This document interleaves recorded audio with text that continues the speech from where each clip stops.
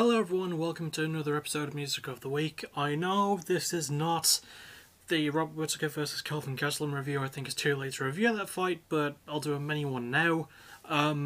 Pretty solid, a bit one-sided on the half of Whittaker. I think it could be maybe top 10 worthy. I don't know, we'll have to see how the rest of the year plays out. Anyway, back to this video. Got about 5 albums to cover. Got some good stuff, and next episode is going to some really good stuff. I've got to review it, but I did like most of last Friday, but this is for the Friday before. So yeah, 5 albums to go, so let's get through them really quick.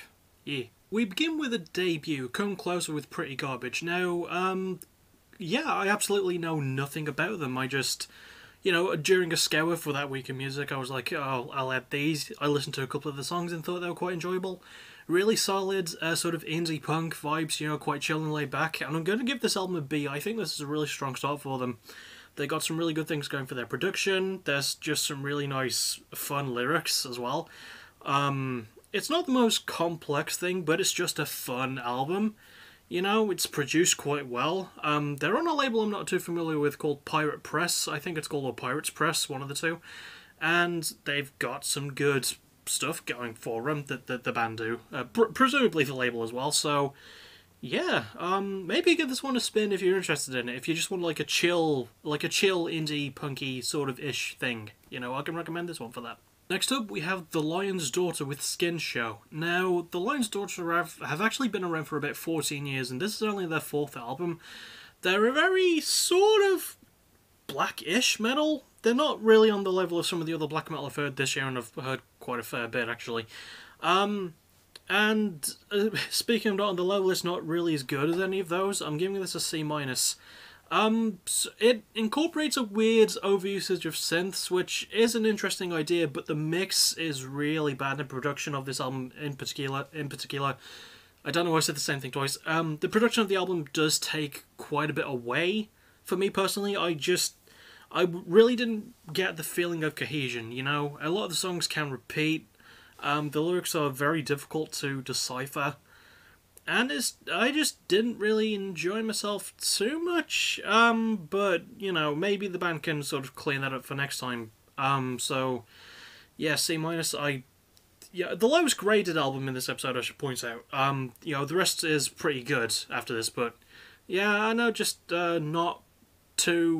nothing too great about it. It's got some moments, and I do like the innovative idea, but it's not used to its fullest potential. Next up is actually a recommended album from a friend of mine named Kasky, Morgan Wade with Reckless. I believe this is also a debut, and like a couple of things he's recommended to me, it's sort of like an alternative country thing, as in, it's country music that doesn't typically sing about the typical country stuff, and I really enjoyed this. I liked it a lot more than I thought I would. And it's not just me being nice because Kasky's a friend. I actually did like this a lot. I'm giving it an A. Really powerful lyrics. Gave me sort of a Mothka vibe, And if you know anything about me and my like for Mothka, yeah, she's really good.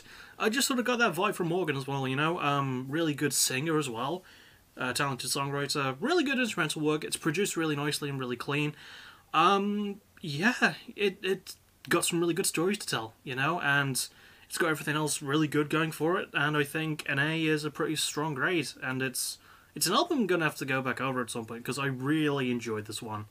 Not that I wasn't expecting to enjoy it, but, sometimes when people recommend things to me, I can be a bit, I can be a bit on the fence, but no, not in this case. This was the good side of the fence, so, yeah, check it out if you have, a passing interest in newer country. So, yeah, give it a shot if you want. I can recommend it. Next up is something of a running gag, Purgatory with Lawless to Grave. And I say running gag because Purgatory is one of those names that could be applied to any number of heavy bands. And it really frustrates me when a band just picks that name because it sounds cool. Don't get me wrong, Purgatory is a cool name. These are pretty cool bands. Very hardcore punk sort of vibes. Got a bit of black metal from them, like a slight tinge. Some good post-hardcore work as well. And this album was pretty solid. I'm giving it a B+. I actually quite enjoyed this one a lot. This is the band's 2nd album, by the way, so this is still really early on into their careers. So, like, the second full album, at least. I think they've dropped a couple of EPs besides this. yeah, I like this a lot. Really good hardcore punk work, really heavy, really gritty. Did need a bit of cleaning up the production side, but it wasn't handled too terribly, and there's just some really good shit on this album. You know, if you just want some solid hardcore punk bangers, this is an album full of those, so I can recommend it if you're just looking for that. You don't really need much more endorsements. Yeah, oh, the band do perform really well, by the way, obviously. So, yeah, they got a lot of passion for it, they're still young into their career, and if you just need some heavy punk, this is heavy punk, listen to it. And we're ending on a super good note for this one, Termina with Dysphoria. Now, Termina I became familiar with through watching a YouTuber called Nick Nocturnal, who is a guitarist, and this is a band he formed with a guy named Andrew Sizek. I hope I'm saying that correctly. I don't know if there are other people in the band. But what I do know is that this album is fucking great. I'm giving it an A. It's really solid metalcore. A lot deeper than a lot of metalcore I've heard all year. Just like so much went into it. The guitar work is phenomenal. You know, the instrumental work in general is great. The vocal work is great too. The production is so clean. It's so good. There's decent lyrical content to it. Why the fuck am I not giving this an A+? I don't know. I don't really know. But I'm putting it in my top 20 at least. Maybe. We'll have to see at the end of the year. I really fucking love this album though. You know, if you're someone who's trying to get more into the YouTube metal community, pick this one up. And just go watch Nick Nocturnal in general because he's a fucking great dude. So, yeah, really solid metal. If you just need really solid metal, that'll make you headbang, but also make you think a bit, you know?